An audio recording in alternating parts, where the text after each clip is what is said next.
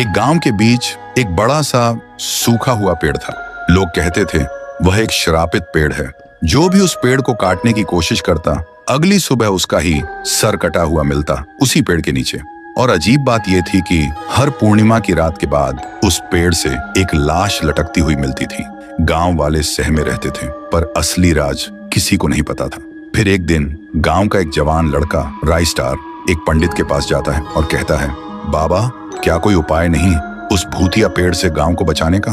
पंडित गहरी आवाज में बोलता है, उपाय तो है बेटा, लेकिन पहले हमें जानना होगा इस पेड़ के अंदर कैद वो शैतानी शक्ति कौन है। जब तक सच सामने नहीं आएगा, मुक्ति असंभव है। फिर एक पूर्णिमा की रात दोनों उस पेड़ के पास आते हैं। पंडित पेड़ के चारों ओर अग्नि की लकीर खींचता है और मंत्र करने लगता है।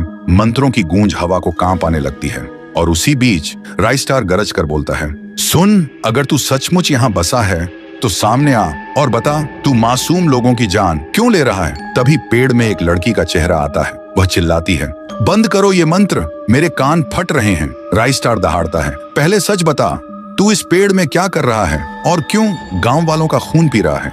तभी वो बोलती है, मैं इसी गांव की एक अनाथ लड़की थी। मैं इसी गांव के एक लड़के से बेइंतहा मोहब्बत करती थी। हम दोनों बहुत खुश थे, लेकिन जब सरदार को पता चला, उसका खून खौल उठा, क्योंकि वो दरिंदा मुझे अपनी हवस का खिलौना बनाना चाहता था। उसने मेरे प्यार का सर काटकर नदी में फेंक दिया और फिर मुझे सबके सामने झूठा ठहराया। चिल्ला चिल्ला कर बोला, ये लड़की अपशकुन है, ये श्राप है, इसे मारना होगा। और फिर उस राक्षस ने मुझे इसी पेड़ पर सबके सामने जिंदा लटका दिया और मैं चीखती रही, मरती रही, लेकिन कोई बचाने नहीं आया। तब से मेरी चीखें, मेरी सांसें सब इसी पेड़ में कैद हैं। और अब मैं सिर्फ एक चीज चाहती हूँ, उस दरिंदे सरदार का सर। फिर सुबह होते ही राइस्टार और पंडित गांव वालों को पूरा सच बताते हैं। सुनते ही पूरा गांव आग बबूला हो जाता है और दूर छिपा सरदार सब सुन रहा होता है। गांव वालों का गुस्सा देखकर उसके पैरों तले जमीन खिसक जाती है। फिर रात को डर से कांपता सरदार